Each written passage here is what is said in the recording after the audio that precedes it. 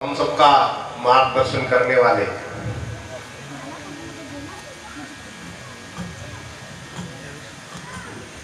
श्रीमान सत्य देवानंद जी,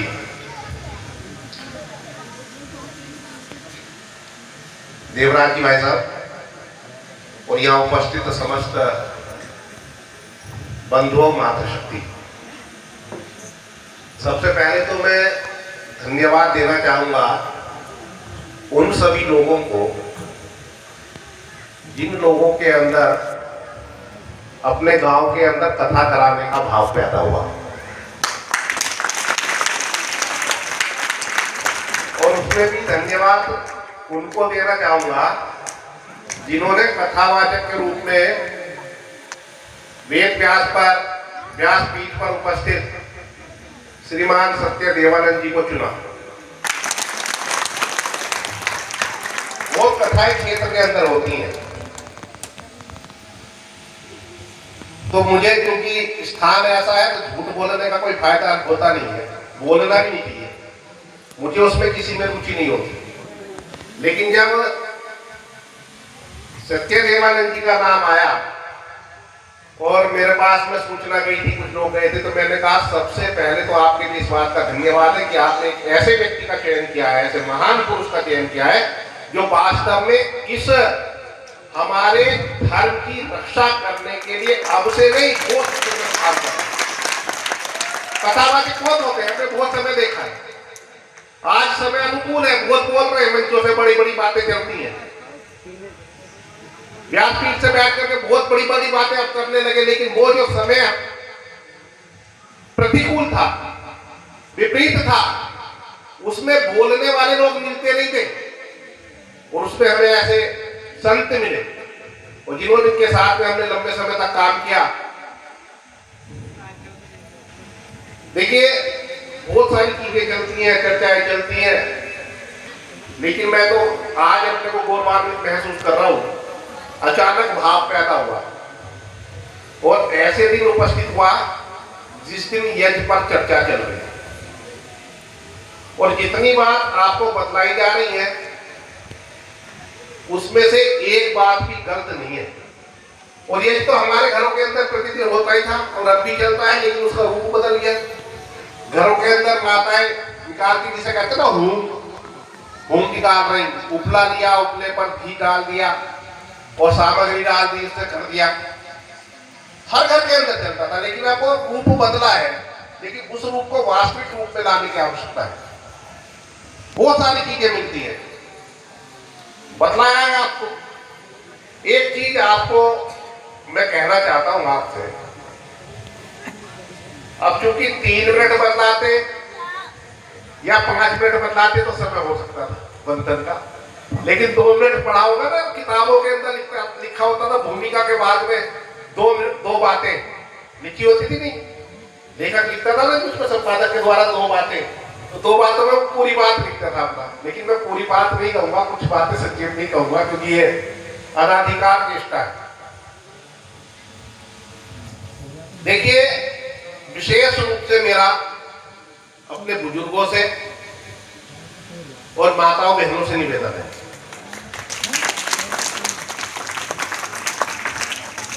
अपने बच्चों को संस्कारित करने का काम कीजिए।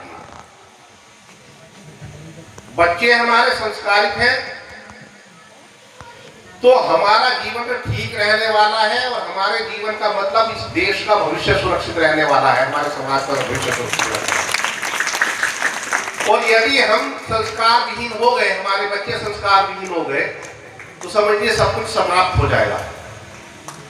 दूसरे संप्रदाय के लोग विभिन्न योजनाएं बना करके काम कर रहे हैं। एक विषय अभी छुआ है और मैं समझता हूँ कि कितने दिन और रहेंगे कथा की, 5 दिन और है। 5 दिन में आपको इस मंच से ऐसे विषय सुनने को मिलेंगे कि आपने किसी भी भागवत कथावाचक से ये विषय सुने नहीं होंगे। मैं आपको बता रहा हूं, मैं ये भविष्य के लिए घोषणा कर रहा हूं आपको, क्योंकि ऐसे महापुरुष मंच पर है जिनके मुखारबिंद से आपको ये सब विषय सुनने को मिलने वाले हैं।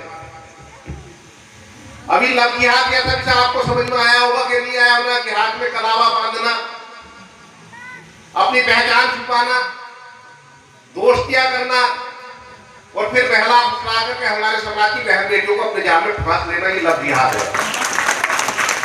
ये शादी में जाने का विषय नहीं है, ये समझने का विषय है और ये बहुत तेजी के साथ में चल रहा है। दूसरे संप्रदाय का व्यक्ति आता है, छलता है, प्यार से बात करेगा, सारे काम करेगा और हमारे समाज की बहन बेटियों को अपने जाल में फंस लेगा और वो उसको प्रेम समझने लगती है। क्यों? क्योंकि हमने उसको संस्कार ये नहीं दिए कि ये प्रेम नहीं होता। सच्चा दोस्त तो घर के अंदर मौजूद है, पिता मौजूद है, उससे बड़ा अच्छा दोस्त कोई नहीं हो सकता। भाई मौजूद है, उससे अच्छा दोस्त नहीं हो सकता। बहन मौजूद है, माँ मौजूद है, घर के अंदर दादा दादी मौजूद है, इनसे अच्छी दोस्ती कोई और कर नहीं सकता। तो इनको अपने घर के अंदर ही मौजूद देखेगा तो ध्यान से। हम आज वो देख रहे, वो देख कर रहे जो कि हमने अपने बच्चों को संस्कार देने का काम नहीं किया। संस्कार 3 जगह से मिलते हैं साहब। सबसे पहले संस्कार मिलता है परिवार से, दूसरा संस्कार मिल रहा है विद्यालय से और तीसरे संस्कार मिलते हैं समाज से। परिवार में बच्चे का जन्म होता है, उसको हम जैसा सिखाएंगे, जैसा बताएंगे, वैसे उसके मस्तिष्क के अंदर बैठता चला जाएगा। आप देखिएगा दूसरे संप्रदाय के बच्चों की तुलना जब हम अपने बच्चों से करते हैं तो क्या स्थिति होती है? कुछ नहीं होती, नगण्य है हमारे बच्चे, पता ही नहीं हमें क्या है क्या नहीं। और दूसरे संप्रदाय के बच्चों से बात करने लगा, 5 टाइम की नमाज क्या चीज है, क्या नहीं है, दारुल हरम क्या चीज है, दारुल इस्लाम क्या है, उन्हें हर एक चीज का पता होता है। हमें क्यों नहीं पता? क्योंकि हम सीख नहीं पाए क्योंकि हमको सिखाया नहीं गया। और सिखाने का क्रम अगला आता है विद्यालय। सीखने और सिखाने का क्रम विद्यालय, और विद्यालय में किस प्रकार से शिक्षा दी जा रही है। ठीक है, हमें अच्छे विद्यालय के अंदर, अच्छी बिल्डिंग के अंदर हम बच्चों को पढ़ाने के लिए भेज रहे हैं, अच्छी फीस दे रहे हैं, वो ठीक है, लेकिन क्या उस विद्यालय के अंदर वास्तव में संस्कार बच्चों को दिए जा रहे हैं? हमने विचार किया? विद्यालय का टीचर कोर्स पढ़ाएगा, वो सारी चीजें विद्यालयों के अंदर चलती है जिसकी कोई आवश्यकता पढ़ाई से होती नहीं है, मतलब ही नहीं होता, कहीं संबंध ही नहीं है। आज प्रेस प्रतियोगिता हो रही है, आज नृत्य प्रतियोगिता हो रही है, आज ये चल रहा है, वो चल रहा है, क्या मतलब है इन सब चीजों का? संस्कार विद्यालय से नहीं है। तीसरा आता है समाज।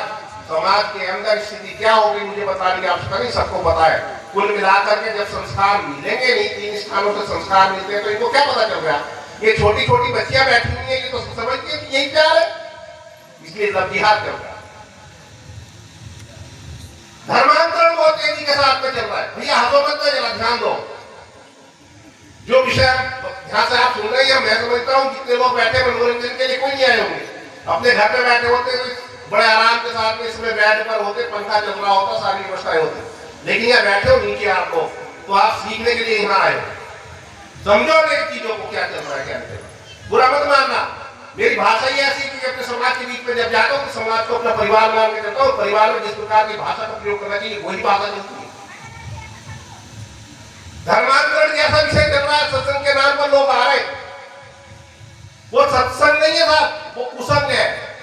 लेकिन वो अपने सत्संग का नाम देकर के हमारे समाज में जाते हैं, इसे माध्यम से बनाते हैं घर की भोली भाली महिलाओं को, बीमारी ठीक हो जाएगी, सत्संग में आ जाओ, प्रार्थना करने लगो, कोई दवाई खाने की आवश्यकता नहीं है, शुरू करेंगे। लेकिन वो जो काम चलता है वो धीरे धीरे धर्मांतरण पर पहुंच जाता है। वो लोग कौन है? वो सारे के सारे ईसाई मिशनरियों के द्वारा संचालित लोग। तो हमको इन सब विषयों को, बहुत सारे विषय है, मैं समझता हूँ कि वो सब पर चर्चा चलने वाली है और बहुत अच्छी तरीके से आपके बीच में कथा चल रही है। मैंने 2 मिनट का समय का मतलब 2 मिनट ही होता था, लेकिन भाव जब जाते हैं समाज के लिए तो रुका नहीं आता।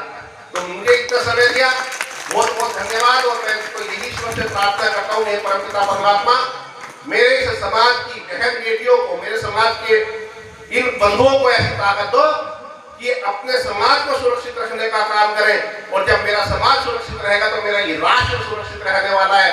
और जब ये समाज सुरक्षित नहीं है, हिंदुत्व सुरक्षित नहीं है, तो राष्ट्र सुरक्षित रहने वाला नहीं है, ये समझ लेना चाहिए। तो राष्ट्र की सुरक्षा के लिए हमारा दायित्व बनता है हम अपने समाज को सुरक्षित करें, और अपने समाज को सुरक्षित करने के लिए हमें अपने बच्चों को संस्कार देने की आवश्यकता है। बहुत बहुत धन्यवाद।